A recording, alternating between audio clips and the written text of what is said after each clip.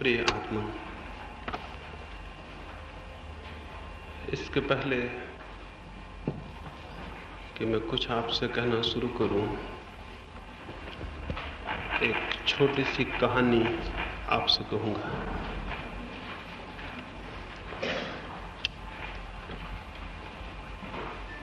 मनुष्य की सत्य की खोज में जो सबसे बड़ी बाधा है, अक्सर तो उस बाधा की ओर हमारा ध्यान भी नहीं जाता है और फिर जो भी हम करते हैं वो सब मार्ग बनने की बजाय मार्ग में अवरोध हो जाता है। एक अंधे आदमी को यदि प्रकाश को जानने की कामना पैदा हो जाए, यदि आकांक्षा पैदा हो जाए कि मैं भी प्रकाश को और सूर्य को जानूं, तो वो क्या करे? क्या वो प्रकाश के संबंध में शास्त्र सुने? क्या वो प्रकाश के संबंध में सिद्धांतों को सीखे? क्या वो प्रकाश के संबंध में बहुत ऊहापोह और विचार में पड़ जाए? क्या वो प्रकाश की कोई फिलोसॉफी, कोई तत्व दर्शन अपने सिर से बांध ले? और क्या इस भांति उसे प्रकाश का दर्शन हो सकेगा? नहीं। जिस अंधे को प्रकाश की खोज पैदा हुई हो, उसे प्रकाश के संबंध में नहीं, अपने अंधेपन के संबंध में, अपने अंधेपन को बदलने के संबंध में निर्णय लेने होंगे। प्रकाश को जानना हो तो आंखों के संबंध में कुछ करना पड़ेगा, प्रकाश के संबंध में कुछ भी नहीं। लेकिन यदि वो प्रकाश के संबंध में कुछ करने में लग जाए तो वो शक्ति और श्रम व्यर्थ जाएगा, क्योंकि उसी शक्ति और श्रम से आंखें भी खुल सकती थी। लेकिन सामान्यतः यही होगा, चक्षुहीन को जब भी प्रकाश के संबंध में कोई ख्याल और कामना पैदा होगी तो वो प्रकाश के संबंध में श्रम करना शुरू कर देगा। ऐसा सभी श्रम व्यर्थ है, ऐसा सभी श्रम सार्थक नहीं है। सार्थक होगी ये खोज कि वो आंख के संबंध में कुछ करे। इसलिए धर्म को मैं विचार नहीं कहता हूं, कहता हूं उपचार। धर्म कोई वैचारिक खोज नहीं है, बल्कि आत्मचिकित्सा है, बल्कि स्वयं का उपचार है। धर्म कोई वैचारिक तत्व ज्ञान की बात नहीं, बल्कि भीतर बंद आंखों को खोलने का मार्ग और पद्धति है। इस अर्थों में धर्म स्वयं ही एक विज्ञान है, उपचार है। इसलिए रामकृष्ण एक छोटी कथा कहा करते थे, वही मैं आपसे कहना चाहता हूं। रामकृष्ण कहा करते, एक गांव में एक अंधा आदमी था। उसके मित्रों ने एक दिन उसे भोजन पर आमंत्रित किया। उसे भोजन में कुछ चीजें पसंद आईं। उसने पूछा कि ये कैसे बनी?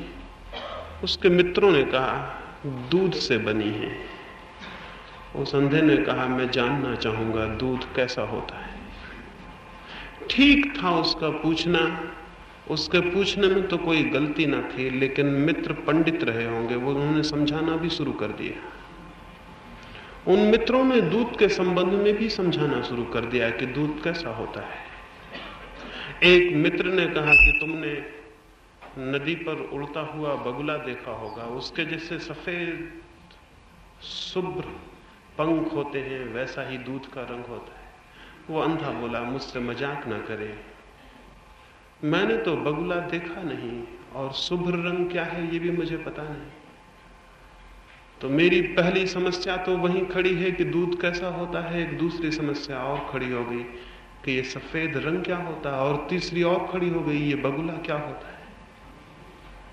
आपके उत्तर ने मुझे और कठिनाई में डाल दिया। मित्र परेशान हुए। एक दूसरे मित्र ने समझाने की कोशिश की कि बगुला कैसा होता है। उसने अपने हाथ को उस अंधे के करीब ले गया और कहा, मेरे हाथ पर हाथ फेरो। जैसा मेरा हाथ मुड़ा हुआ है ऐसे ही बगुले की गर्दन होती है। उस अंधे आदमी ने उसके हाथ पर हाथ फेरा और खुशी से उसकी आंखों में आंसू आ गए और वो बोला, मैं समझ गया कि दूध कैसा होता है, मुड़े हुए हाथ की तरह। ठीक ही उसने कहा, ठीक ही उसका निष्कर्ष है। उसमें अंधे आदमी की कोई भी भूल नहीं। भूल है उन आंख वालों की जिन्होंने उसे आंख न रहते हुए प्रकाश और रंग और वस्तुओं के संबंध में कुछ समझाने की कोशिश की। मनुष्य का मन इधर हजारों वर्षों में सुलझा नहीं है और उलझ गया है। और दया है उन दार्शनिकों की और पंडितों की और विचारकों की जिन्होंने आत्मा, परमात्मा और सत्य के संबंध में बहुत से विचार दे दिए हैं। और हमारे हाथों में उनका वही हाल हुआ है जो उस अंधे के हाथों में हुआ है। उसने समझा कि मुड़े हुए हाथ की तरह दूध होता है और हमारी भी परमात्मा और आत्मा और सत्य के समझ में जो समझ है वो इससे भिन्न नहीं है। यही तो वजह है कि ये सत्य को समझने वाले लोग आपस में लड़ते हैं, एक दूसरे की हत्या भी करते हैं, एक दूसरे के विरोध में भी जीवन लगाते हैं।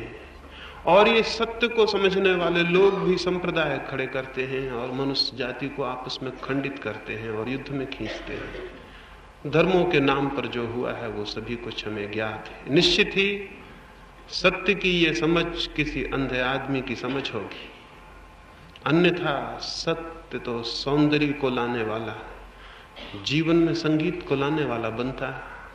सत्य तो मनुष्य जाति को परमात्मा के निकट ले जाने वाला बनता। लेकिन ये तथाकथित सत्य की बातें और इनके केंद्र पर बने हुए संगठन और संप्रदाय परमात्मा तो बहुत दूर पड़ोसी से भी जोड़ने में समर्थ नहीं हो सके। इन्होंने पड़ोसी से भी पड़ोसी को तोड़ दिया है। और जो पड़ोसी को पड़ोसी से तोड़ देता हो वो परमात्मा से जोड़ सकेगा, यह असंभव है। जो बात एक मनुष्य को दूसरे मनुष्य से भी नहीं जोड़ पाती, वो एक मनुष्य को परमात्मा से कैसे जोड़ सकेगी। इसलिए इन मंदिरों ने, मस्जिदों ने, संप्रदायों ने मनुष्य को ईश्वर से दूर रखने के सारे उपाय किए हैं, निकट पहुंचाने के नहीं। और यही तो वजह है कि 3-4 हजार वर्षों के इतिहास के बाद हम मनुष्य को पाते हैं वो और अधार्मिक होता चला जा रहा है। 3-4 हजार वर्ष की धार्मिक बनाने की चेष्टा और परिणाम ये थोड़ी आश्चर्यजनक मालूम होती है बात, लेकिन मुझे आश्चर्यजनक नहीं मालूम होती। ये स्वाभाविक परिणाम है। और अगर ये मंदिर और मस्जिद और ये संप्रदाय और सत्य के नाम पर चलती हुई बातें इसी भांति चलती रहीं तो बहुत दिन वो दूर नहीं है जबकि धर्म तिरोहित हो जाए और जीवन में उसका कहीं कोर किनारा न मिले। और इस सब को नष्ट करने में अधार्मिक लोगों का हाथ नहीं है। इस सब को नष्ट करने में उन्हीं लोगों का हाथ है जिन्होंने धर्म को उपचार न बना के एक विचार और एक उपदेश, एक सिद्धांत और एक तत्वज्ञान बनाया, एक चिकित्सा नहीं, एक विज्ञान नहीं जो मनुष्य की आत्मा को परिवर्तित करे। और तब फिर ये सारी बातें अंधों के हाथों में बड़ी बेबूझ हो गई। और बजाय इसके कि ये जीवन की कोई समस्या और प्रश्न को हल करती, हर समाधान नए प्रश्नों को खड़ा करने में, जन्म देने में सहयोगी होता चला गया। 5000 वर्षों में कौन सा प्रश्न हल हुआ है, आत्मा का या परमात्मा का या मोक्ष का, जन्म का या पुनर्जन्म का, मनुष्य के जीवन का कौन सा प्रश्न हल हुआ है 5000 वर्षों में? समाधान तो बहुत दिए गए हैं लेकिन हल कहां हुआ है। बल्कि अगर आंखें थोड़ी भी विचारपूर्ण होकर आप देखें तो दिखाई पड़ेगा हर समाधान और नई समस्याएं खड़ा कर गया है। प्रश्न बढ़ते गए हैं और उत्तर कोई भी नहीं। और फिर भी हमें यह दिखाई नहीं पड़ता कि ये उत्तर की खोज ही कहीं बुनियाद में गलत तो नहीं है। और ये सब समाधान हमें अलग करते गए हैं और तोड़ते गए हैं। मैंने सुना है एक अमेरिकन चर्च में एक संध्या एक नीग्रो प्रार्थना करने को गया। उसने द्वार खटखटाए, पादरी ने झांक के देखा, क्योंकि पादरी हमेशा झांक के देख लेते हैं कि परमात्मा से जो मिलने आया है वो परमात्मा की जाति का है या नहीं, क्योंकि परमात्मा की बहुत जातियां हैं। देखा कि काली चमड़ी का आदमी है। पुराने दिन होते तो उस पंडित ने, उस पुरोहित ने, उस ब्राह्मण ने धक्के दे के निकलवाया होता और पश्चाताप करवाया होता, लेकिन दिन थोड़े बदल गए हैं। तो उसने प्रेम से उसे समझाने की कोशिश की कि व्यर्थ चर्चाने की क्या जरूरत है, मन को पवित्र करो, प्रार्थना करो, आराधना करो, और जब तक मन पवित्र नहीं होगा तो चर्च में आने से क्या फायदा। जैसे कि जो सफेद चमड़ी के लोग वहां आते थे वे सब मन पवित्र करके आते हो, लेकिन उनसे ये उसने कभी नहीं कहा था। आज उस निग्रो को ये कहा वो सीधा आदमी होगा, इसलिए तो मंदिर की तलाश में गया था। वापस लौट गया ये बात मानकर। 2-4 दिनों के बाद रास्ते पर उस पादरी को वो निग्रो फिर मिला। उस पादरी ने पूछा, तुम दिखाई नहीं पड़े दोबारा? उस निग्रो ने कहा, मैंने आपकी बात मानकर रात जाके प्रार्थना की, बड़े प्रेम से भर के प्रार्थना की। रात सपने में परमात्मा प्रकट हुआ और मुझसे बोला, पागल तू किस लिए उस चर्च में जाना चाहता है? तू इस भूल में मत पड़। 10 साल से मैं खुद ही कोशिश कर रहा हूं, उस पादरी ने मुझे नहीं घुसने दिया, तो तुझे क्या घुसने देगा? और इसलिए फिर मैंने सोचा कि जहां परमात्मा भी घुसने में असफल हो गया, वहां मुझ गरीब की क्या हैसियत। मैंने फिर ख्याल छोड़ दिया। और परमात्मा ने अतिशयोक्ति से बचने के लिए 10 वर्ष कह दिए होंगे। सच्चाई तो यह 10,000 वर्षों से घुसने की कोशिश जारी। अब तक किसी मंदिर और मस्जिद में परमात्मा पहुंच नहीं पाया।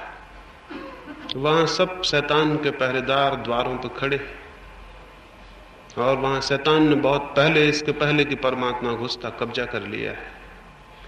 और नहीं तो धर्मों के नाम पर जो हुआ वो नहीं हो सकता था।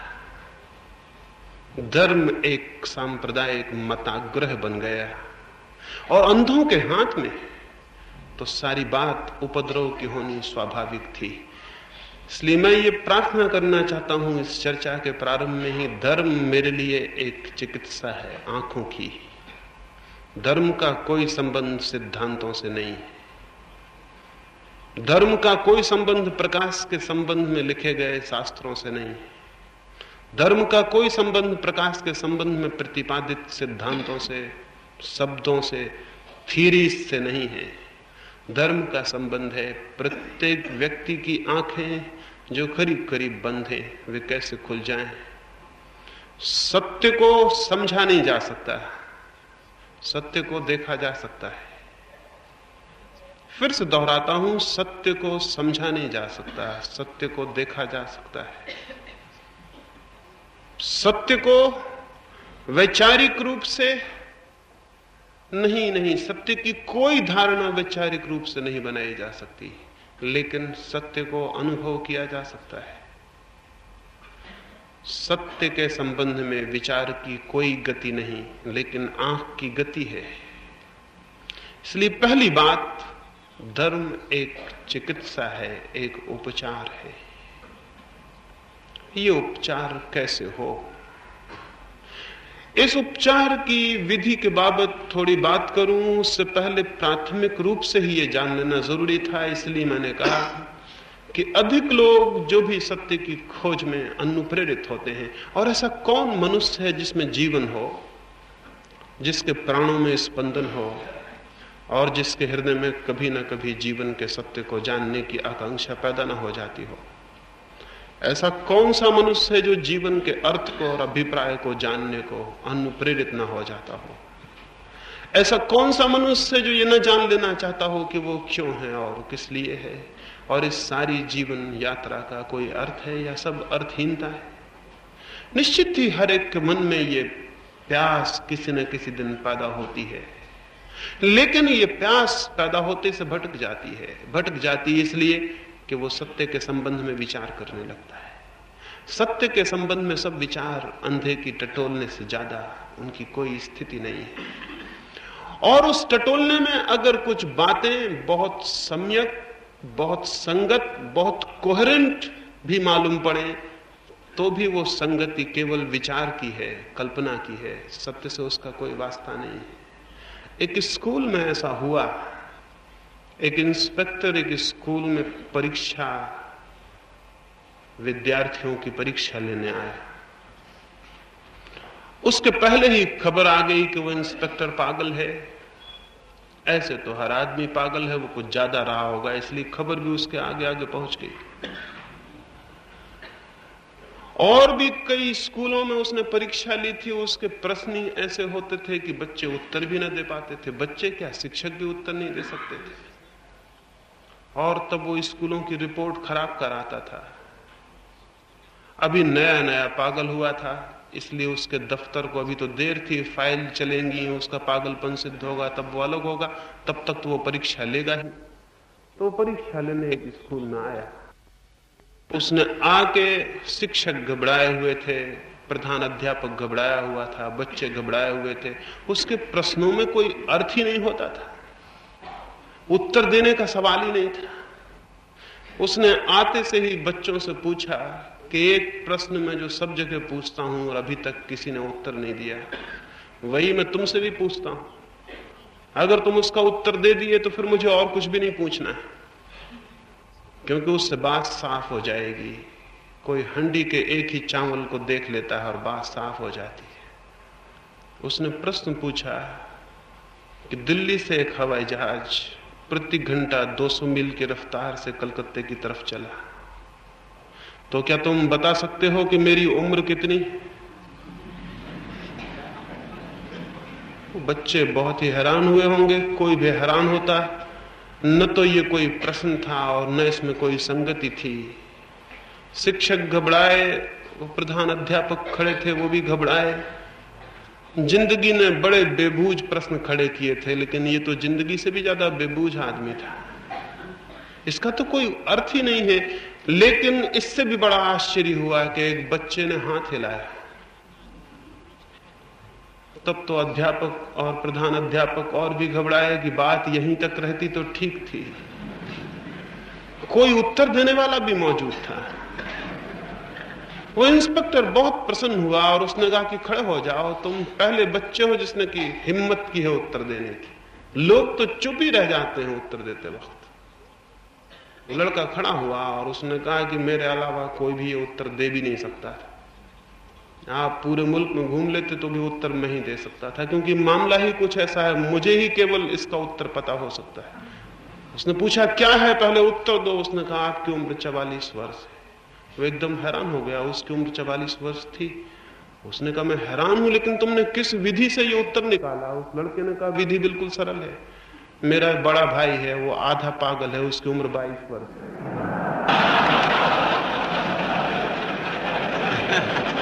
विधि बिल्कुल आसान है, इसमें कोई भी कठिनाई नहीं है। लेकिन ये उत्तर कोई और आपको नहीं दे सकता था। ये तो मेरे घर में घटना घटी है, इसलिए मुझे पता है। मात्र विचार के तल पर जो प्रश्न पूछे गए हैं वो इससे भी ज्यादा बेहुदे और असंगत है। कितने स्वर्ग हैं इसका विचार चलता है, 7 हैं कि 14 हैं कि 15 हैं। कितने नरक हैं इसका विचार चलता है। ऐसे पागल हुए हैं जिन्होंने स्वर्ग और नरक के नक्शे बना के टांग दिए हैं कि ये नक्शा है। भगवान का मकान किस स्थान से कितनी दूरी पर है इसका भी हिसाब लगा के बता दिया है। मध्यकाल में यूरोप में ये विवाद चलता था और उस विवाद में तथाकथित बड़े बड़े साधु और महात्मा और खुद पोप भी सम्मिलित हो गया था। और विवाद ये था एक सुई की नोक पर कितने फरिश्ते नाच कर सकते हैं। ये कोई कम पागल रहे होंगे इस 22 साल और 24 साल वाले मामले से, लेकिन इस पर विचार चलते हैं। और इन विचारों के ऊहापोह में सारे जीवन की साधना भटक गई है। इन पे विवाद है, न केवल विचार है, न केवल विवाद है, इनमें अगर आप किसी बात को गलत कह दें तो जान की जोखिम है। पागल अद्भुत है, उन्होंने इन पर विचार भी तय किए हैं, और अगर कोई शक करे कि नहीं 44 साल उम्र नहीं है, तो वो छुरा भी बता सकते हैं कि यही उम्र है, क्योंकि हमारे ग्रंथ में यही लिखा हुआ है और हमारा शास्त्र यही कहता है, और हमारे शास्त्र को कोई गलत नहीं कर सकता, चाहे हम जिंदा रहें या दूसरे को मार डालें, लेकिन शास्त्र हमारा तय है। अत्यधिक काल्पनिक, अंधेरी और जिनसे जीवन का कोई संबंध नहीं, उन दिशाओं में धर्म भ्रष्ट हुआ है। धर्म जब पतित होता है तो उसके पतन का मार्ग होता है काल्पनिक ऊहापोह, काल्पनिक विचार। अंधे आदमी को निश्चित ही प्रकाश के बाबत बड़ी बड़ी सूझें आती होंगी, बड़े बड़े ख्याल सूझते होंगे, और अपने मन में अगर कोई अंधा कोई कल्पना करने लगे प्रकाश की, तो क्या कल्पना करेगा?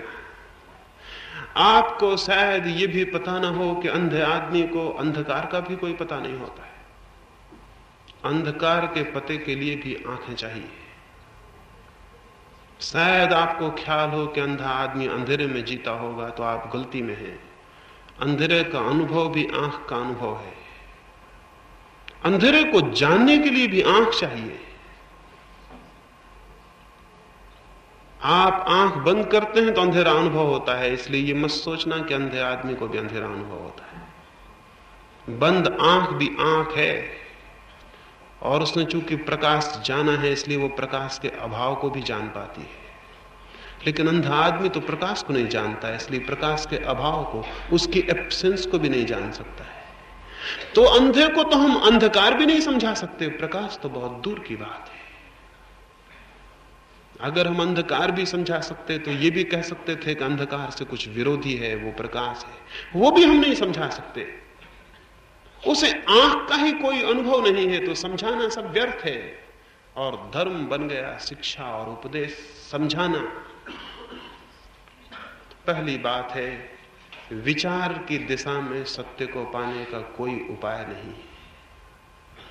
उपाय है आंख की दिशा में, आंख खोलने की दिशा में सत्य को पाने का उपाय है। और चूंकि हम सत्य के संबंध में कुछ सिद्धांत तय करते हैं, वे ही सिद्धांत हमारी आंख पे जकड़ हो जाते हैं। उनकी वजह से फिर आंख खोलने की जरूरत भी नहीं रह जाती, क्योंकि हम उनसे तृप्त हो जाते हैं। और जो मनुष्य कोरे शब्दों से तृप्त हो जाता है, गीता से, बाइबल से, कुरान से, बुद्ध से, महावीर से या कृष्ण से, जो केवल शब्दों से तृप्त हो जाता है, उन्होंने जाना होगा, लेकिन किसी का जानना किसी दूसरे के लिए जानना नहीं बन सकता। दूसरे के लिए दूसरे का ज्ञान मात्र शब्द रह जाता है। उस थोथे और मुर्दा शब्द को जो पकड़ के तृप्त हो जाता है, उस आदमी ने अपने जीवन का अपने हाथ से समाप्ति कर ली। उसके जीवन में अब कोई प्रकाश की किरण कभी नहीं उठ सकेगी। वो प्रकाश के संबंध में कहे गए शब्दों से ही तय हो गया, तो फिर आंख खोलने का कोई सवाल नहीं रह गया। जो सब भांति के शब्दों से असंतुष्ट है, जो सब भांति के शास्त्रों से अतृप्त है, जो सब भांति की शिक्षाओं की व्यर्थता को अनुभव कर रहा है, केवल वही आंखें खोलने को उत्सुक हो सकता है और उस श्रम के लिए तत्पर हो सकता है जो आंखें खोलने में लगेगा। इसलिए मैंने कहा कि पहले तो विचार से और विचार की अंधी गली से मुक्त होना जरूरी है, और उपचार की दिशा में तभी हमारे कदम आगे बढ़ सकते हैं। उपचार के कुछ 3 सूत्रों पर आपसे मैं बात करूंगा।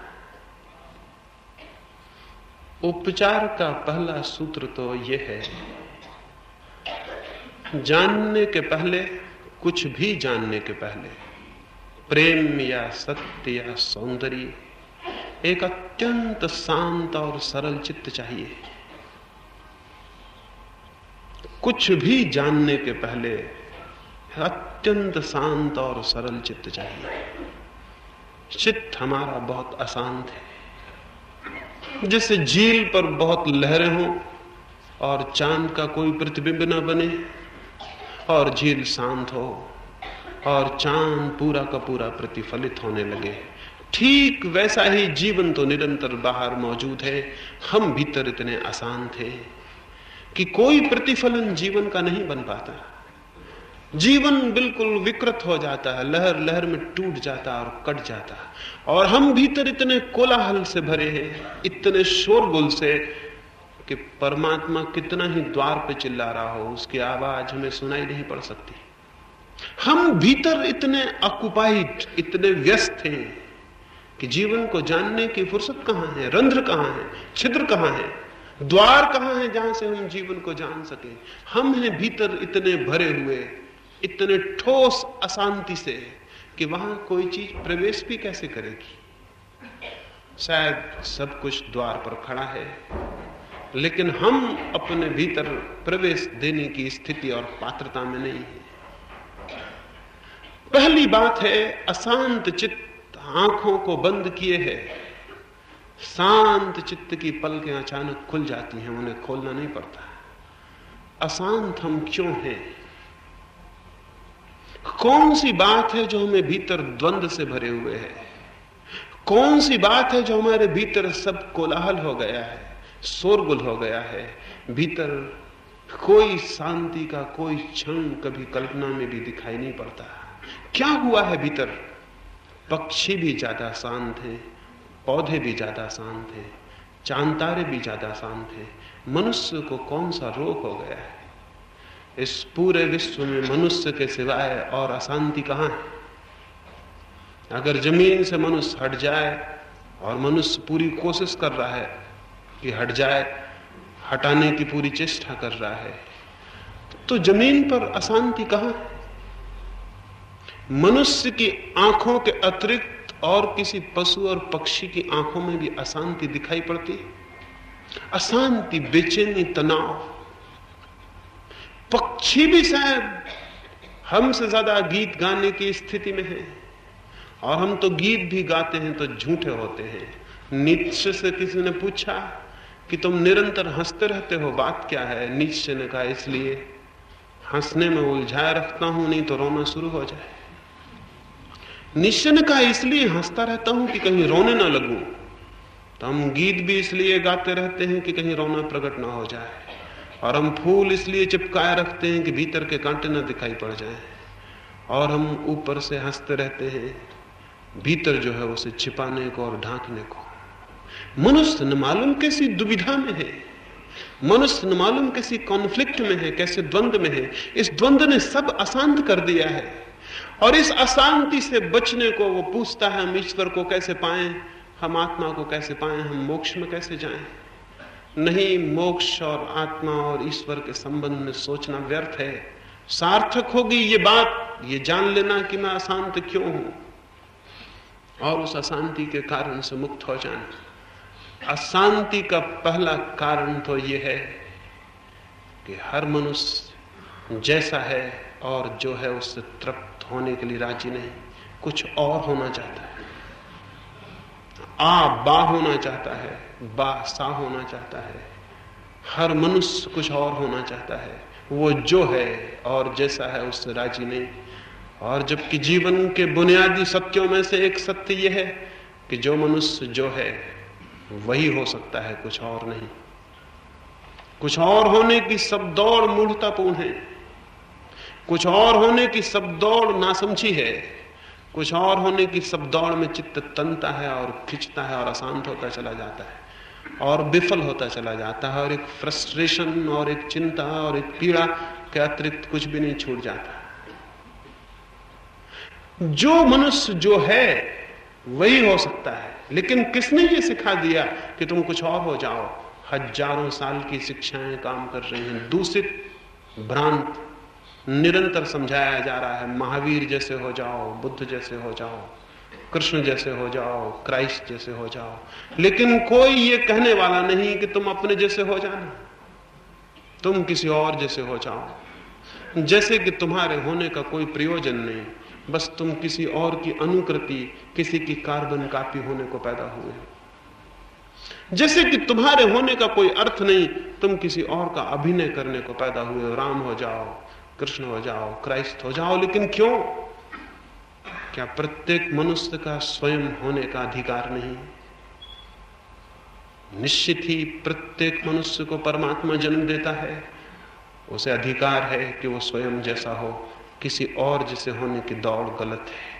ये जो बिकमिंग, ये जो किसी और जैसे, किसी आदर्श के अनुकूल होने की चेष्टा शुरू होती है, मनुष्य अशांत होता जाता है। इसलिए आप हैरान होंगे, जितना व्यक्ति सभ्य होता है उतना अशांत होता चला जाता है, क्योंकि उतने ही आदर्श उसको प्रेरित करने लगते हैं। असभ्य लोग भी सभ्य लोगों से ज्यादा शांत हैं और शांत थे। असभ्य और आदिवासी भी ज्यादा शांत थे, लेकिन सभ्य आदमी अशांत होता जाता है। जितनी सभ्यता बढ़ती है उतनी विक्षिप्तता बढ़ती है। अमेरिका ने अंक छू लिया है सबसे ज्यादा पागल पैदा करने का। अमेरिका सबसे बड़ा सभ्य मुल्क है, इससे सिद्ध होता है। ये तो बात बिल्कुल साफ ही है।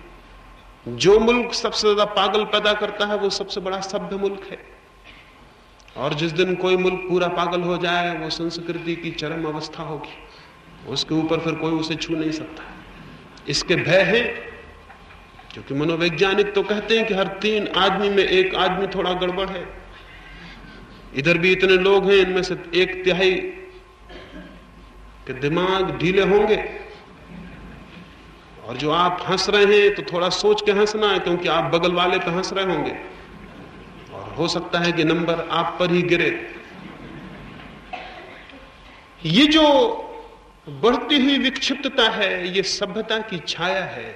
सभ्यता ने आदर्श किसी और जैसे होने की दौड़ पैदा की है, जबकि प्रत्येक मनुष्य अनूठा और अद्वितीय है, बेजोड़ और यूनिक है। उस जैसा कोई दूसरा मनुष्य न कभी हुआ है और न होगा।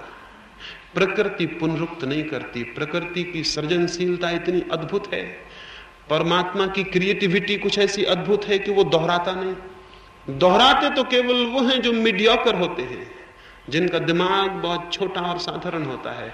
परमात्मा की सृजनशीलता अद्भुत है, वहां कोई चीज दोहरती नहीं, वहां प्रतिक्षण सब नया होता चला जाता है।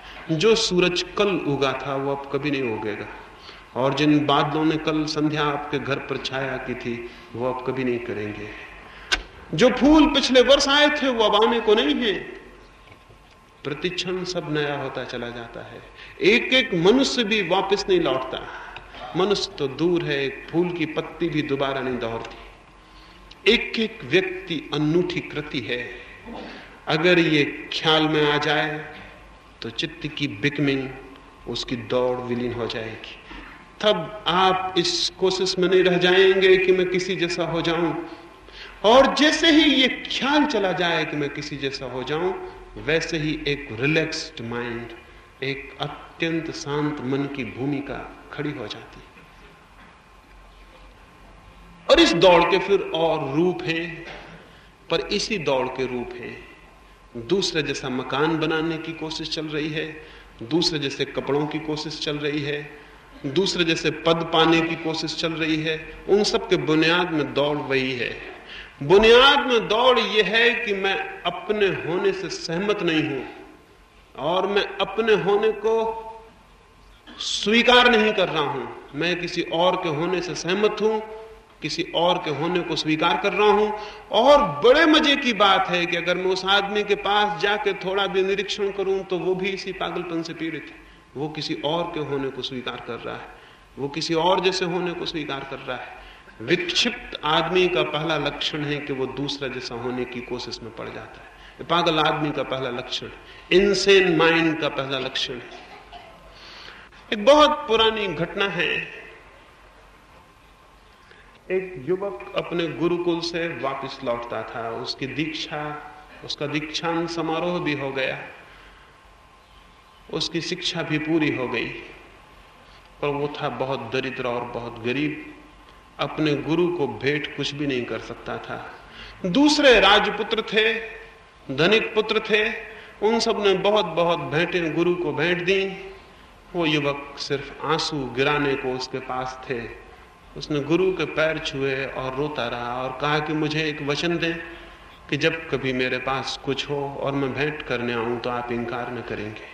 आज तो मेरे पास सिवाय आंसुओं के और कुछ भी नहीं। उसके गुरु ने कहा कि तुमने जो दिया वो किसी ने भी नहीं दिया। तुम चिंता कुछ और देने की मत करो, प्रेम से बड़ा और कुछ भी नहीं है। लेकिन फिर भी वो युवक वचन लेकर गया कि कभी लाएगा तो गुरु अस्वीकार नहीं करेगा। वो राजधानी पहुंचा, अपने देश की और अपने एक मित्र के परिवार में मेहमान हुआ।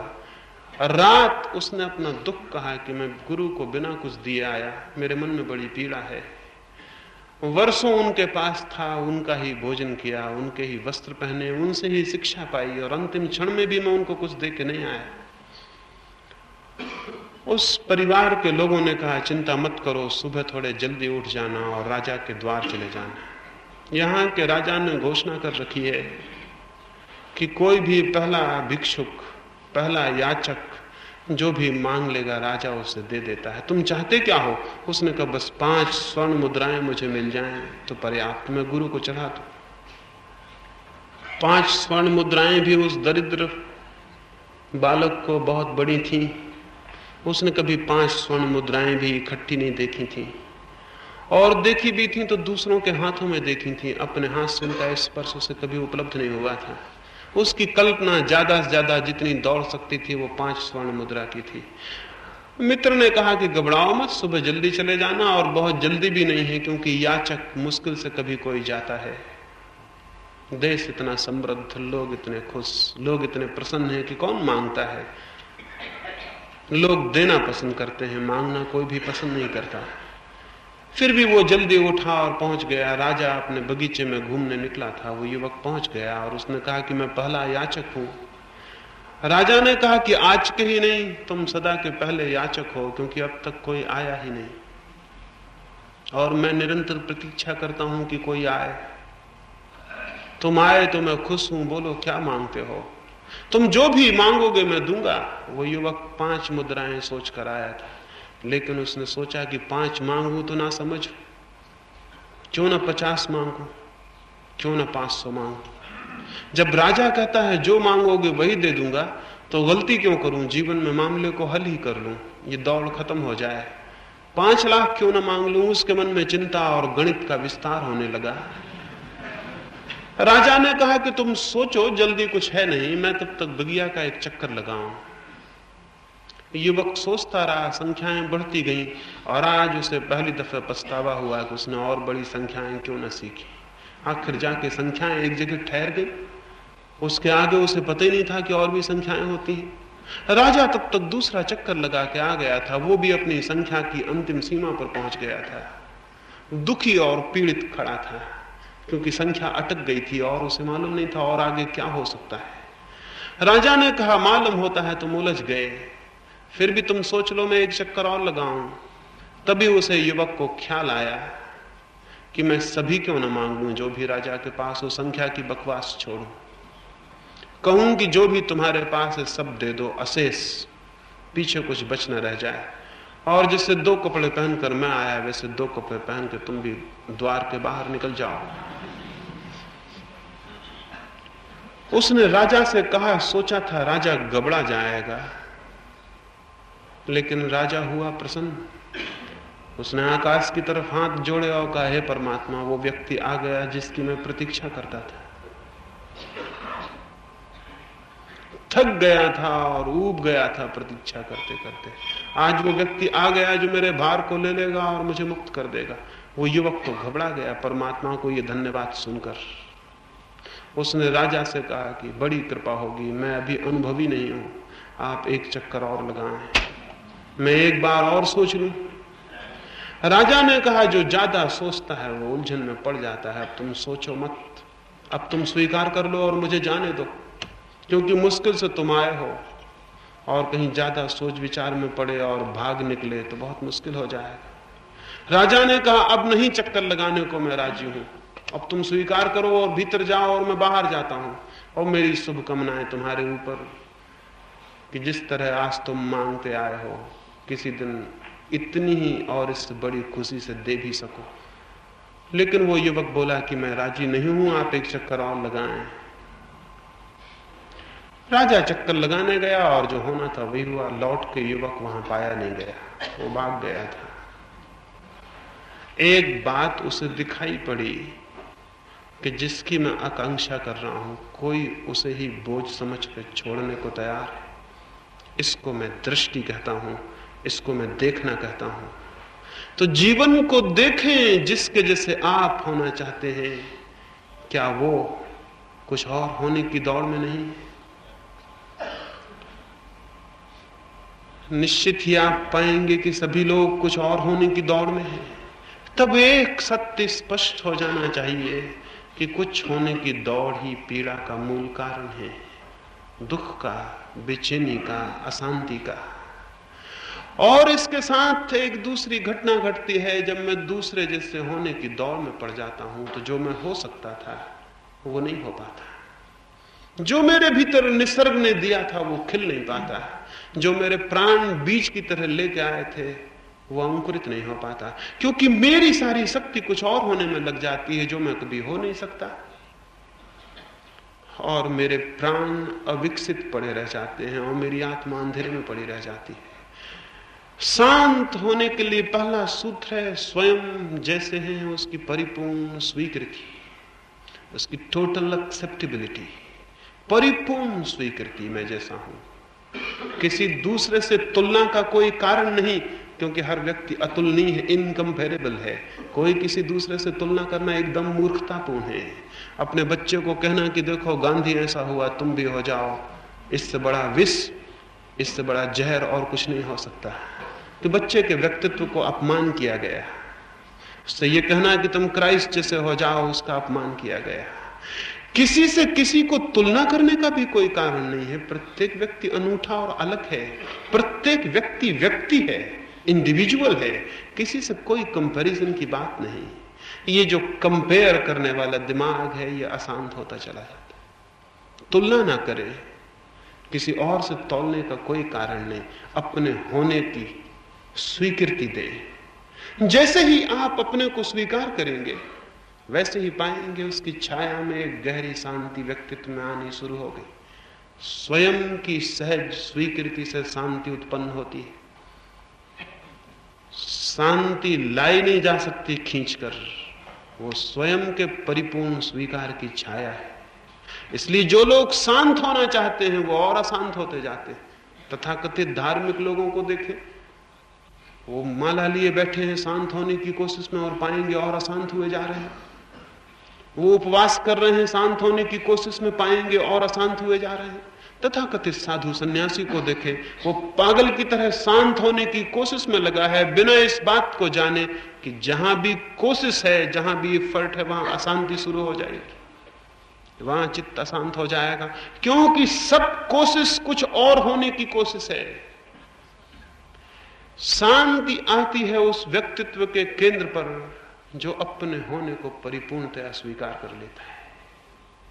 स्वीकार कर लें अपने होने को, जैसे भी हैं। छोटे से पौधे सही, बहुत बड़े चीड़ के दरख्त ना सही, बलूत का आसमान को छूता हुआ दरख्त ना सही, एक छोटा सा घास का पौधा। लेकिन क्या मुकाबला है, क्या संबंध है, क्या तुलना है? किसने कहा कि घास का छोटा सा पौधा छोटा है बलूत के दरख्त से? किस पागल ने यह कहा? बलूत का दरख्त है, घास का अंकुर है। दोनों का क्या मुकाबला, क्या संबंध, क्या तुलना? दोनों अपनी तरफ बेजोड़ और अनूठे हैं। लाओ त्से एक पहाड़ पर गया, उसके मित्र उससे पूछते थे कि हम कैसे शांत हो जाएं। उसने कहा किसी दिन कोई मौका मिलेगा तो मैं बताऊंगा। वो एक पहाड़ पर गया, वहां एक झाड़ के नीचे ठहरा। एक बड़ा दरख्त था, उसकी दूर दूर तक शाखाएं फैल गई थी, उसमें दूर दूर तक नए नए पौधे पैदा हो गए थे। वो बड़ की जाति का कोई दरख्त होगा। उसके नीचे 500 बैलगाड़ियां ठहर सकती थी, इतनी बड़ी उसकी छाया थी। लेकिन चारों तरफ दरख्त काटे जा रहे थे। लाओ त्से ने अपने मित्रों को कहा कि तुम जाओ और लकड़हारों से पूछो कि इस दरख्त को तुमने क्यों छोड़ दिया, इस दरख्त को क्यों नहीं काटा, और सब दरख्त तो काटे जा रहे हैं। वे लकड़हारों से उसके मित्र पूछने गए। उन लकड़हारों ने कहा वो दरख्त बिल्कुल बेकार है, न तो जानवर उसके पत्ते खाते, न उसकी लकड़ी जलती है उसमें धुआं होता है, न उसकी लकड़ी सीधी है कि मकान में काम आ जाए, न उसकी कोई मेज कुर्सी बन सकती है। वो दरख्त बिल्कुल ही यूजलेस, बिल्कुल ही बेकार है, वो किसी काम का ही नहीं है। वे लौटे और उन्होंने कहा ये दरख्त बिल्कुल बेकार है। लाओत्से ने कहा तुम भी इस भांति हो जाओ, तुम काम के होने की बहुत फिक्र छोड़ दो और तब तुम पाओगे कि तुम बढ़ने लगे और फैलने लगे, और तब तुम पाओगे कोई तुम्हें काटने नहीं आता और कोई तुम्हें मारने नहीं आता,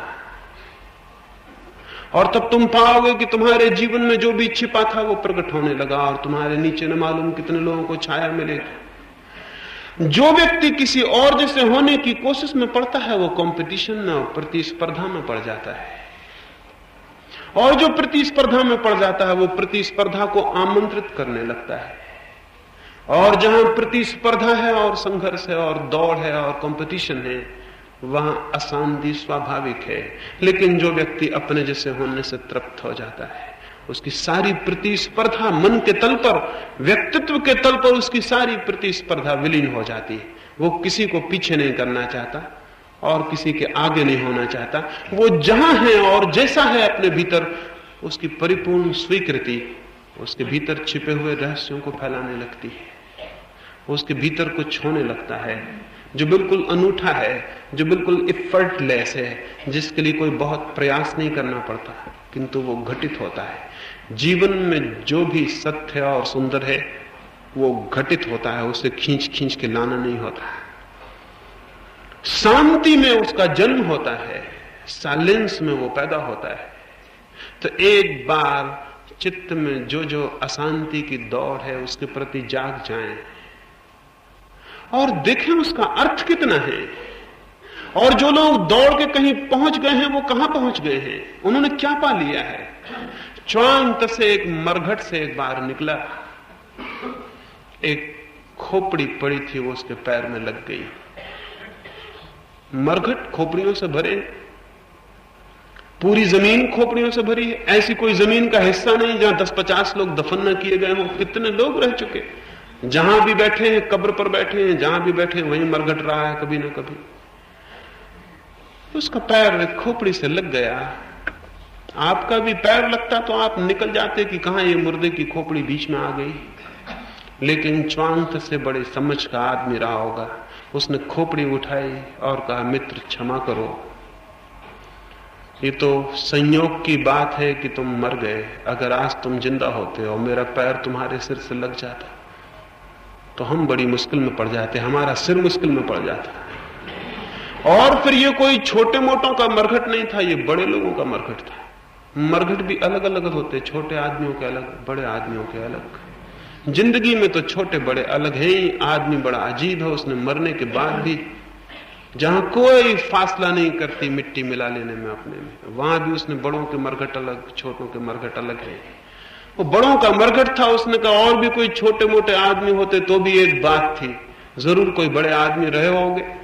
अब मैं तुमसे कैसे क्षमा मांगू, कैसे तुम्हें आदर दूं। तो उस खोपड़ी को उठा के वो ले गया और अपने कमरे में रखता था। लोगों ने कहा कि इसे किस लिए रखे हो, जो भी आता वो पूछता इसे किस लिए रखे हो। वो कहता है इसके साथ एक भूल हो गई, उसकी क्षमा मांगने को और एक स्मरण रखने को कि आज नहीं कल ये सिर भी किसी मरघट में पड़ा रहेगा और लोगों के आते जाते पैर लगेंगे। तो जब इसमें पैर लगने ही हैं और ये मिट्टी हो ही जाना है तो व्यर्थ इसे ऊंचा रखने का पागलपन, व्यर्थ इसे संभाले रखने का, इसकी प्रतिष्ठा, इसकी इज्जत, इसका होना ना समझी है। ये खोपड़ी मुझे ये बताती है कि ना समझी है। आज नहीं कल कोई पैर से मारेगा और कोई क्षमा भी नहीं मांगेगा। तो जो होना है, और कल भी ये मिट्टी थी और फिर कल मिट्टी हो जाएगी, तो बीच में ये पागलपन मुझे पकड़ ले, ये होने का कुछ, समबडी होने का कोई दौड़ मुझे पकड़ ले कुछ होने की, तो चित्त अशांत होता चला जाएगा। जो आदमी ना कुछ होने को राजी है, नोबडी होने को राजी, उस आदमी के चित्त में शांति अपने आप पैदा हो जाती। शांति लानी नहीं पड़ती। इसलिए तथाकथित साधु और सन्यासी शांत नहीं हो सकता। वो तो समबडी होने की कोशिश में है, वो तो कुछ होने की कोशिश में है, मोक्ष जाने की और मोक्ष में आपको पीछे छोड़ देने की, मुक्त होने की और भगवान के बिल्कुल बगल में बैठने की। क्राइस्ट जिस दिन रात पकड़े जाने को थे और उनके मित्रों को खबर लग गई कि क्राइस्ट पकड़ लिए जाएंगे, तो उनके मित्रों ने पूछा कि जाते वक्त ये तो बता दो ये तो पक्का हो गया कि स्वर्ग के राज्य में तुम परमात्मा के बिल्कुल बगल में बैठोगे, लेकिन हम लोगों की पोजीशन क्या होगी? ये बाकी लोग कौन कहां बैठेगा? ये कैसे क्राइस्ट को समझ पाए होंगे? इनकी दौड़ तो वही कुछ होने की दौड़ थी। वहां परमात्मा के राज्य में भी तो एक आदमी मंदिर बनाता है और दान करता है और तीर्थ यात्रा करता है और पुण्य करता है और सब करता है इस आशा में और आकांक्षा में। यही वो कुछ नहीं है, वहां भी वो कुछ हो।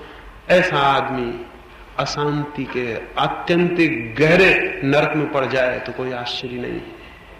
केवल वही व्यक्ति शांत हो सकता है जो ना कुछ होने से, अपने होने से, जैसा भी है, ना कुछ सही और हर एक व्यक्ति ना कुछ है।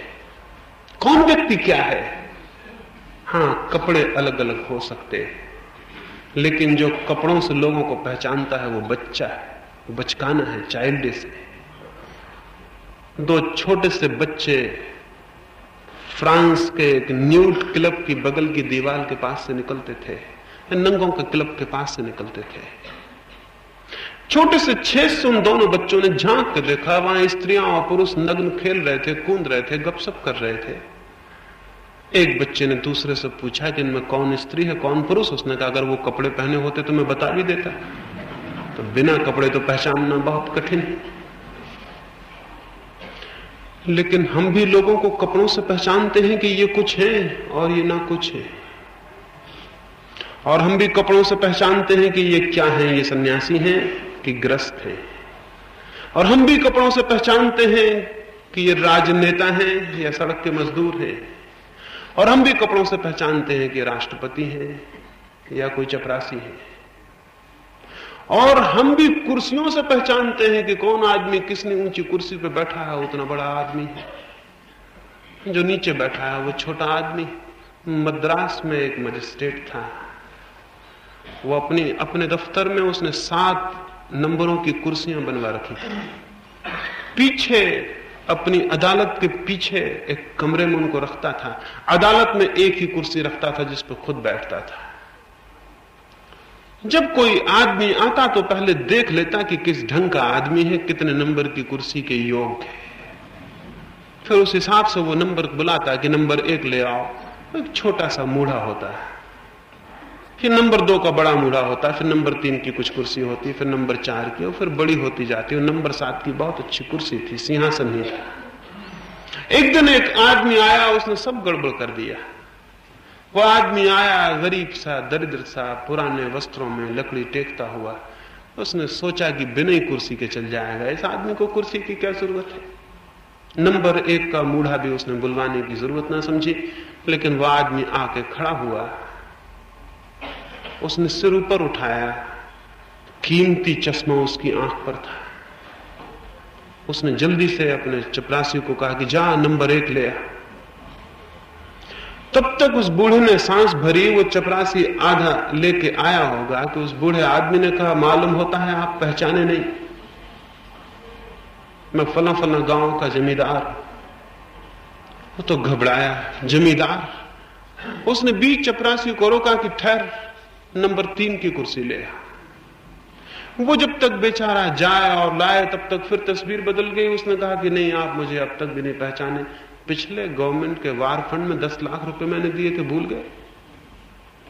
वो आदमी बोला 10 लाख? उसने चपरासी को रोका कि ठहर, तू नंबर 5 ले आ। उस बूढ़े आदमी ने कहा मैं खड़े खड़े थक गया, आखिरी नंबर बुलवा लें क्योंकि अभी कुछ बातें और मुझे बतानी, और ये भी मैं कहने आया हूं कि कुछ और रुपया भी मैं सरकार को दान करना चाहता हूं, तो नंबर आखिरी बुला ले।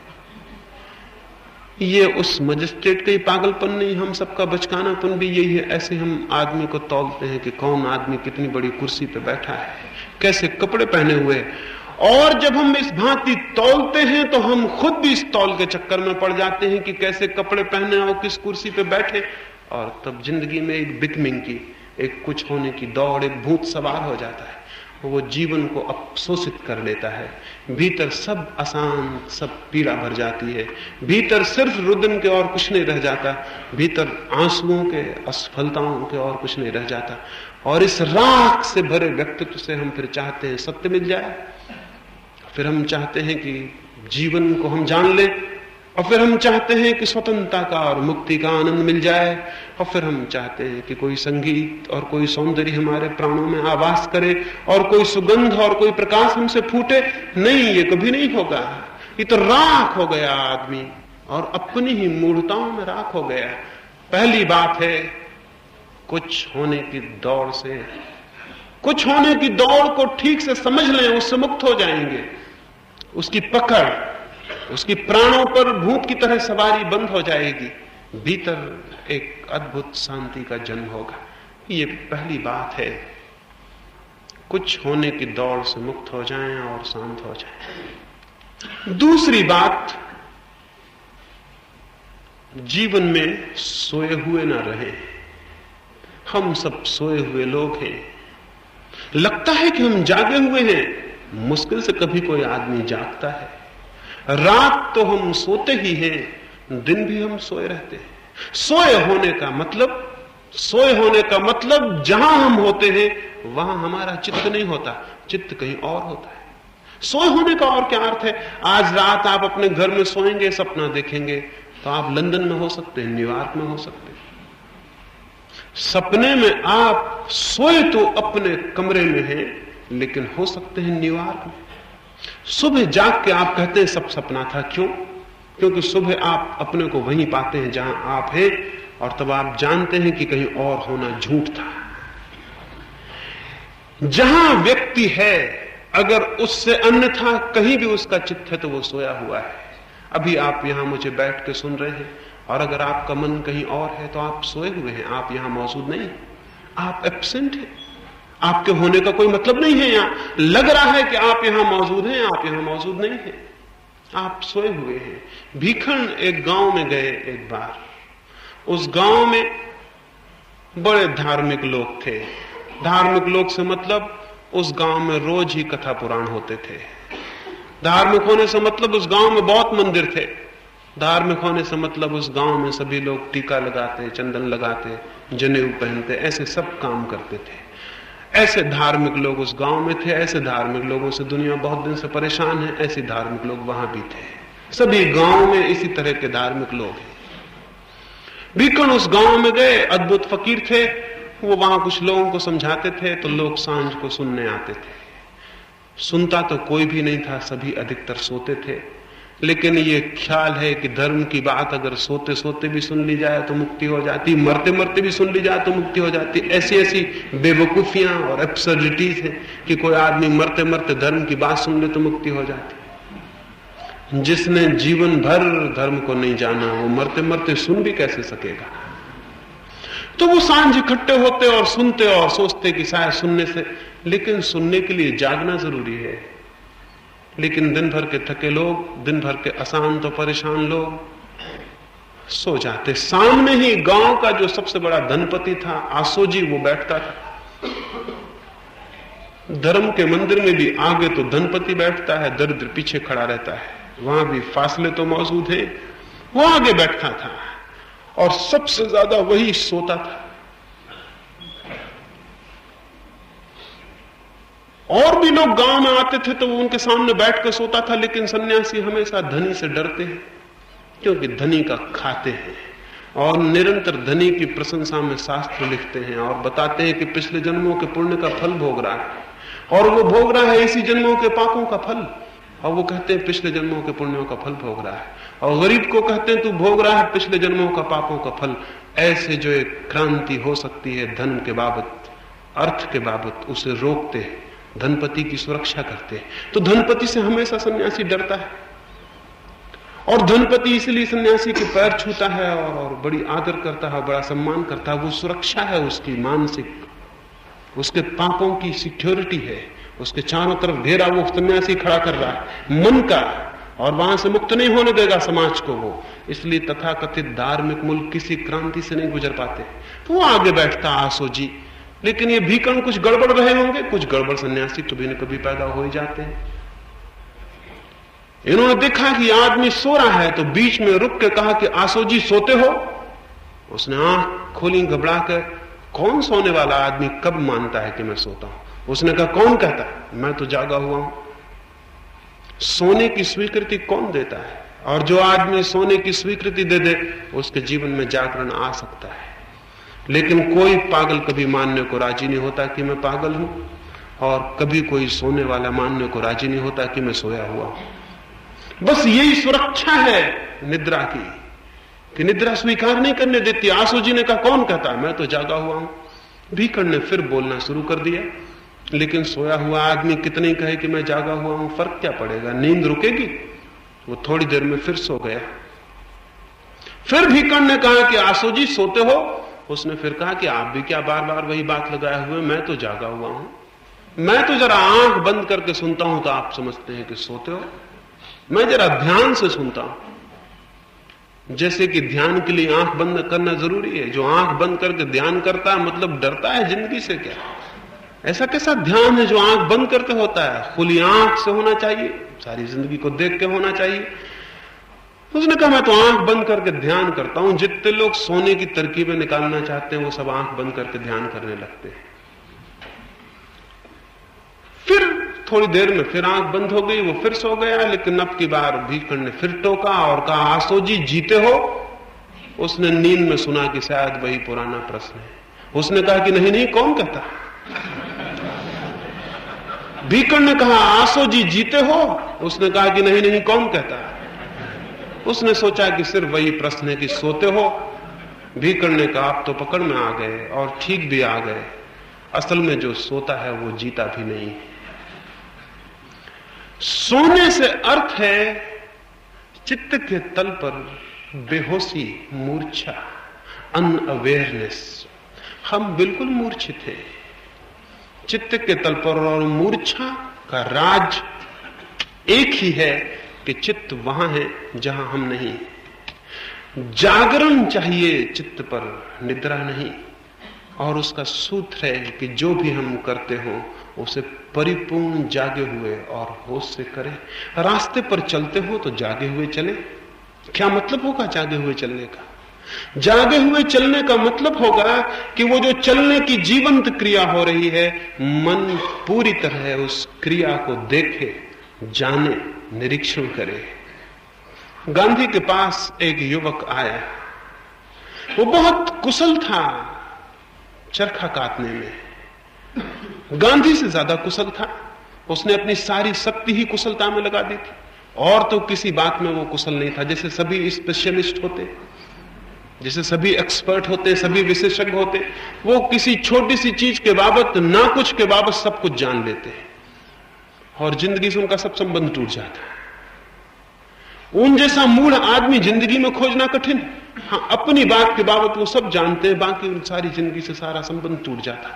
वो बड़ा कुशल विशेषज्ञ होके आया था गांधी के पास, क्योंकि गांधी हर एक को चरखे की बात करते, तो वो पहले से तैयार होके आया था। गांधी भी उसकी कुशलता मान गए, लेकिन उस युवक ने धीरे धीरे देखा एक गलती जरूर है। उसकी पौनी बहुत अच्छी है, उसका सूत गांधी से ज्यादा पतला और बारीक है, उसका चरखा भी ज्यादा कुशलता से उसने निर्मित किया है, लेकिन गांधी का सूत टूटता नहीं, उसका सूत टूटता बहुत है।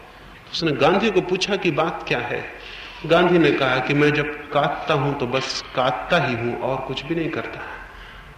सूत के धागे के साथ ही मेरा मन भी जाता और आता है, उसके साथ ही ऊपर उठता है, उसके साथ ही तकलीफ पर लपट जाता है।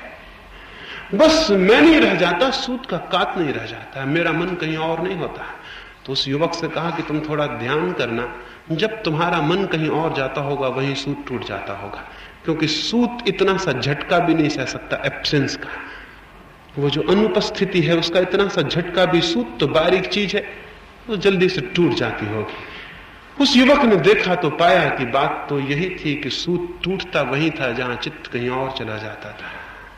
जैसे सूत पर चित्त रखा जा सकता है, वैसे जीवन की प्रत्येक क्रिया पर, क्षुद्रतम क्रिया पर, और जीवन में कोई क्षुद्रतम क्रिया नहीं है, सभी कुछ विराट का अंग है।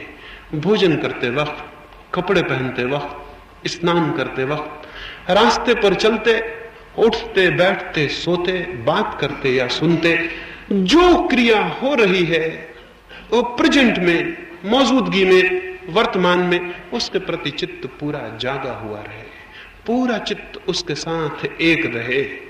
तो धीरे धीरे निद्रा टूटेगी। अभी तो अगर प्रयास करेंगे यहां से उठ के जाते वक्त तो 1 सेकंड को जागे रहेंगे, फिर नींद आ जाएगी, फिर पाएंगे कि अरे मैं तो कहीं और चला गया। ऐसा निरंतर करेंगे तो धीरे धीरे अगर कुछ क्षण भी जागरण के मिले तो उनसे एक बात तय हो जाएगी कि बाकी वक्त आप सोए हुए हैं। खुद को ही स्पष्ट दिखाई पड़ेगा कि मैं सोया रहता हूं और सपने देखता रहता हूं, रात में भी और दिन में भी।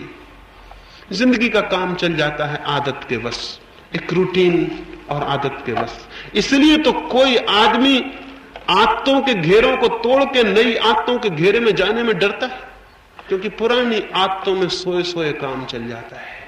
नई आदतों में मुश्किल हो जाती है।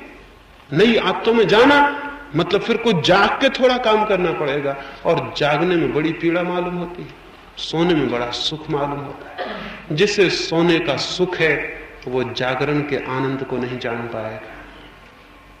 जिसे नींद में सुख है वह मूर्छित आनंद को नहीं जान पाएगा। और सोए हुए कोई भी सत्य से न कभी संबंधित हुआ है और न हो सकता है। इसलिए दूसरा सूत्र है जागरण।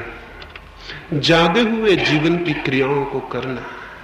नहीं ये कह रहा हूं कि कौन सी क्रियाएं जाग के करनी, नहीं, कोई भी क्रिया मात्र, चाहे वो शरीर की हो चाहे वो मन की हो, उसके प्रति जागे हुए होना, उसके प्रति अवेयरनेस, कॉन्शियसनेस, होश, उसका निरीक्षण, और धीरे धीरे उसके साथ एक हो जाना।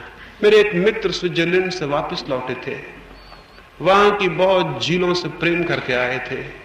कवि हैं, झीलों के बाबत, पहाड़ों के बाबत बड़े गीत लिखे हैं, चित्रकार भी हैं, बड़े बड़े चित्र भी बनाए हैं। वो आए, मेरे पास मेहमान थे, तो मैंने कहा यहां भी छोटी सी नदी है। छोटी सी इसलिए कि भारत में बड़ी नदी हो ही कैसे सकती है, सब बड़ी नदियां तो यूरोप में और अमेरिका में।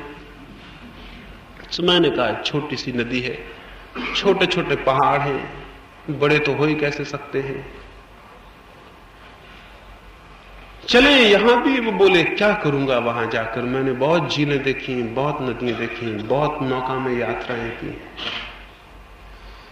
मैंने कहा जिसकी ऐसी दृष्टि हो वो शायद ही किसी झील में गया हो और शायद ही किसी नौका में गया हो, क्योंकि उसे अभी तक ये भी पता नहीं चल पाया है कि हर झील का अपना व्यक्तित्व है और किसी झील का किसी दूसरे से कोई नाता नहीं, कोई संबंध नहीं। उसे अभी ये भी पता नहीं चल पाया है कि हर पहाड़ी अनूठी है और अपने ढंग की है, उसका अपना सौंदर्य है जिसकी किसी से कोई तुलना नहीं। लेकिन फिर भी आप कहते हैं तो मैं मान लेता हूं कि गए होंगे, फिर भी चले। मेरे आग्रह को मानकर वो गए। पूर्णिमा की रात थी और मैं उन्हें संगमरमर की पहाड़ियों में, नर्मदा में ले गया। ऐसी अद्भुत रात्रि थी जिसकी कोई तुलना नहीं, कोई मुकाबला नहीं। लेकिन वे तो स्विट्जरलैंड की झीलों की बातें ही करते रहे, वे तो वहीं के वर्णन सुनाते रहे, वे तो वहीं के पहाड़ों की चर्चा करते रहे। 2 घंटे हम वहां थे, फिर हम लौटे। रास्ते में गाड़ी में वो कहने लगे बड़ी अच्छी जगह थी। मैंने कहा क्षमा करें, ये ना कहें, क्योंकि हम गए तो 2 थे वहां, लेकिन पहुंचा केवल एक ही, दूसरा पहुंच नहीं पाया। आप पहुंच नहीं पाए, ले तो गया था लेकिन मैं असफल हो गया, आपको नहीं ले जा सका। और कौन किसको ले जा सकता है जब आप ही न जाने को राजी हो। वो बोले आप क्या पागलपन की बातें करते हैं, मैं आपके साथ रहा 2 घंटे पूरे साथ, नाव पर मैं नहीं था। मैंने कहा आप जरूर थे, लेकिन मैं बहुत गौर से देखा आप स्विट्जरलैंड में रहे होंगे, यहां आप नहीं थे। और ये भी मैं निवेदन कर दूं, अगर बुरा ना माने, कि जब आप स्विट्जरलैंड की झीलों में रहे होंगे तो वहां भी नहीं रह सके होंगे, क्योंकि ये मन वहां भी नहीं रह सकता है। तब ये कहीं और रहा होगा, कश्मीर में रहा होगा, कहीं और रहा होगा। ये मन जो सतत कहीं और है, सोया हुआ मन है, ऐसा मन जीवन के सत्य को नहीं जान सकता। जीवन का सत्य तो निरंतर मौजूद है, लेकिन हम मौजूद नहीं है, हम एब्सेंट हैं, हम अनुपस्थित हैं। जीवन का सत्य तो उपस्थित है, वो तो सामने खड़ा है, पर हमारी आंखें बंद है। तो जागना पड़ेगा। और कोई जागने का ऐसा नहीं है कि सुबह एक आधा घंटा एक कोने में बैठ के आप जाग जाएंगे या किसी मंदिर या मस्जिद में जाग जाएंगे। जागना पड़ेगा 24 घंटे के जीवन में, जागना पड़ेगा दिनचर्या में, जागना पड़ेगा क्षण क्षण, जागना पड़ेगा प्रतिक्षण। और एक क्षण से ज्यादा किसी के पास कभी होता नहीं, इसलिए घबराएं ना, बड़ा भार नहीं है जागरण। एक क्षण ही एक दफा हाथ में होता है, 2 क्षण तो कभी होते नहीं। उस एक क्षण में ही जागना सीख जाएं तो सतत जाग जाएंगे।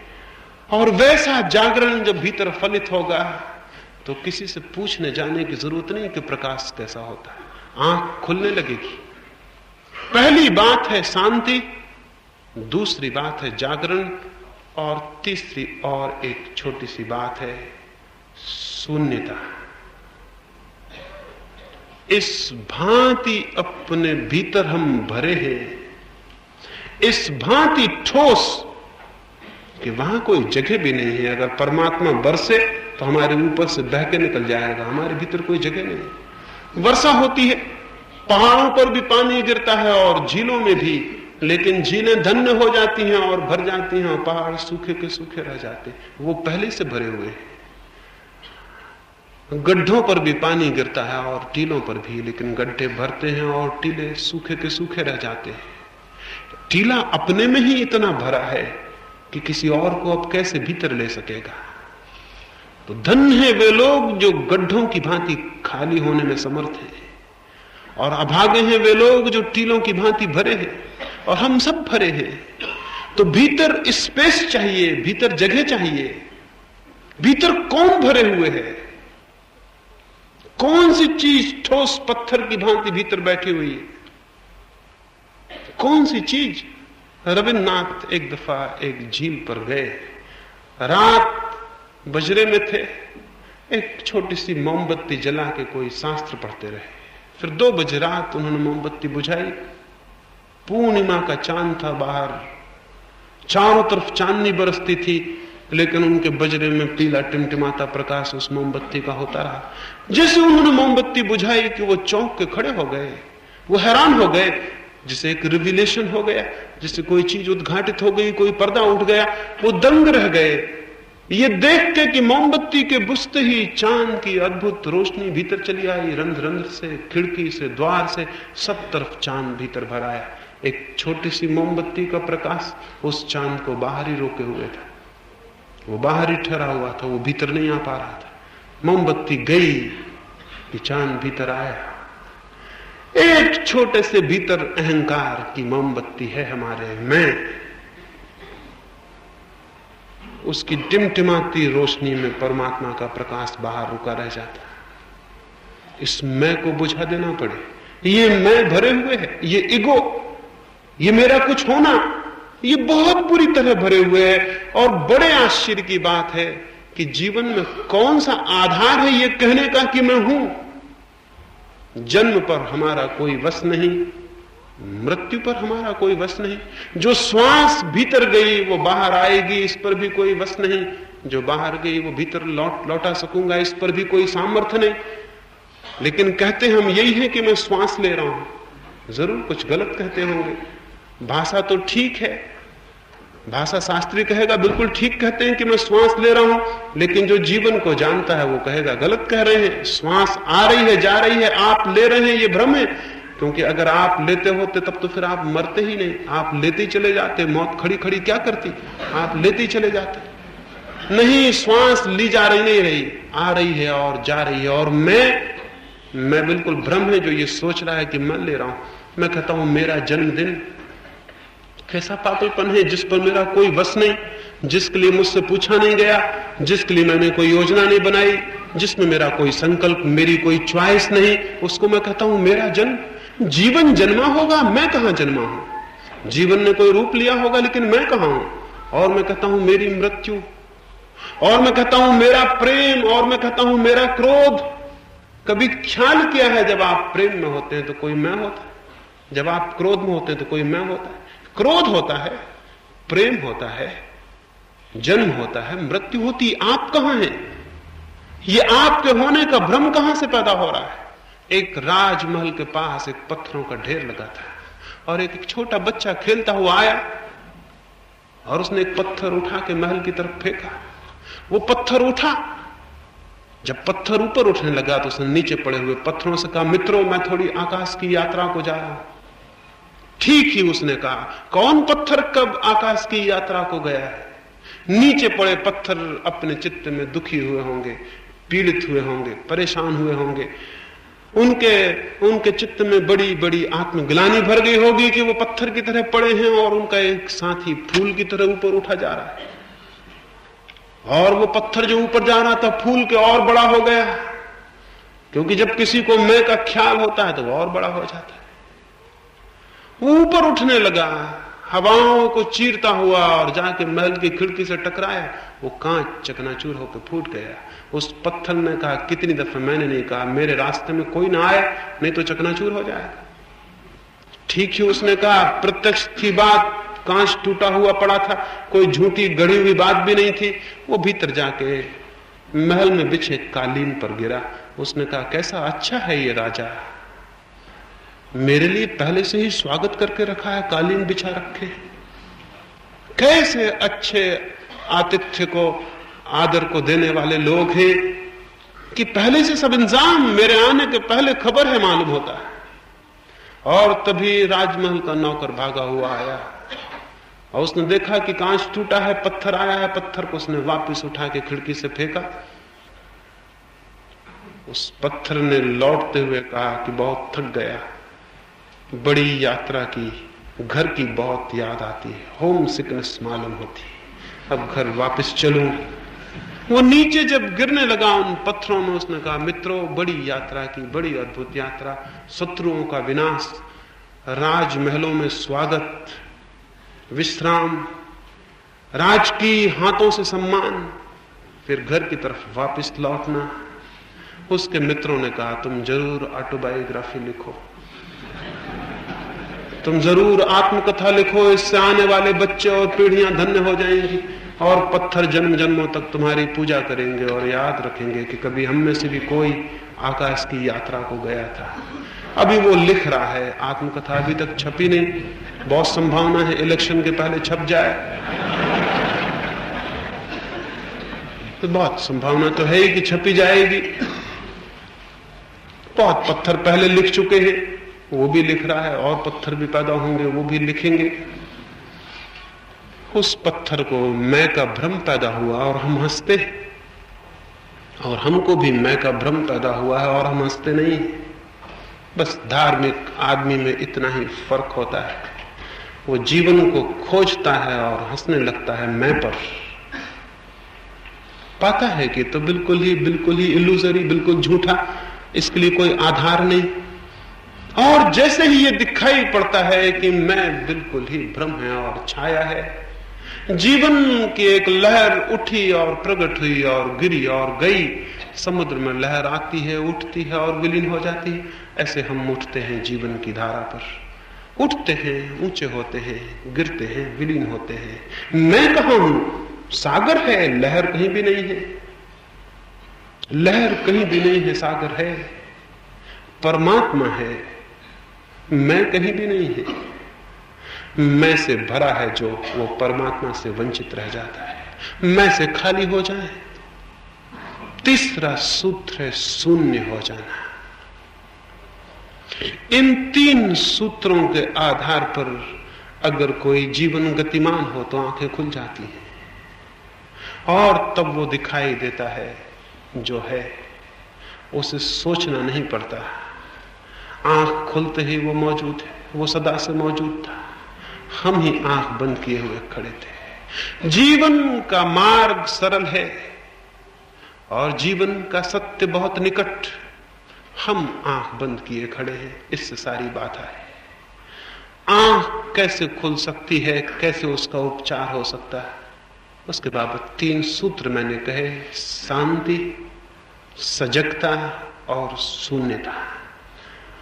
इन तीन सूत्रों पर विचार करें। नहीं मैं कहता हूं मेरी बात मान ले, क्योंकि मैं इससे ज्यादा और खतरनाक कोई मनुष्य नहीं समझता हूं जो कहता हो मेरी बात मान लो, क्योंकि उसकी बात कभी भी आपकी बात नहीं हो सकती, उसका जानना कभी आपका जानना नहीं हो सकता, उसका ज्ञान कभी आपका ज्ञान नहीं बन सकता, उसकी अनुभूति कभी आपकी अनुभूति नहीं बन सकती।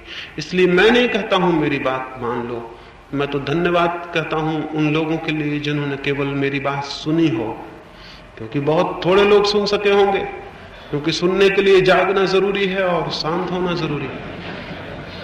धन्यवाद देता हूं उन लोगों को जिन्होंने मेरी बात सुनी हो, और उनसे प्रार्थना करता हूं उस पर सोचना भी, और अगर सोचने और विचारने से वो सब व्यर्थ मालूम पड़े तो उससे छुटकारा हो जाएगा, और अगर उसमें कुछ सार्थक मालूम पड़े तो फिर वो मेरी बात नहीं रह जाएगी। जो सार्थक आपके विचार में मालूम पड़े वो आपका हो जाता है। परमात्मा करे द्वार जो अपने हाथों से बंद हैं वे खुल सके। परमात्मा करे आंखें जो हम खुद ही बंद किए हैं वो खोल सके, और जीवन की जो अद्भुत और परम धन्यता है उसका हमें अनुभव हो सके। मेरी बातों को इतने प्रेम और शांति से सुना है उसके लिए बहुत बहुत अनुग्रहित हूं, और अंत में सबके भीतर बैठे परमात्मा को प्रणाम करता हूं। मेरे प्रणाम स्वीकार करें।